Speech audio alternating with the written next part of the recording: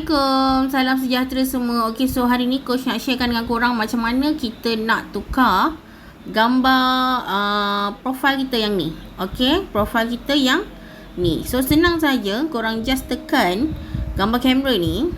Okey, lepas tu korang pilihlah gambar yang korang nak letak. Gambar korang lah, yang penting gambar korang.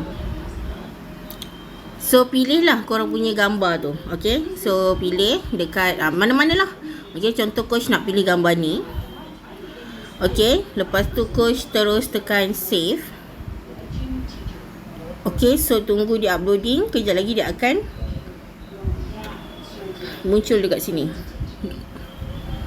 Macam tu. Okey, sudah muncul. So dah siap. So macam inilah cara kita untuk kita up gambar profil dekat Facebook. Ini adalah salah satu cara untuk set up kita punya Facebook. Okay, so kalau ada soalan, tolong direct tanya coach. Kalau korang ada leader atas korang, direct tanya leader korang. Okay, so itu sahaja. Bye. Assalamualaikum.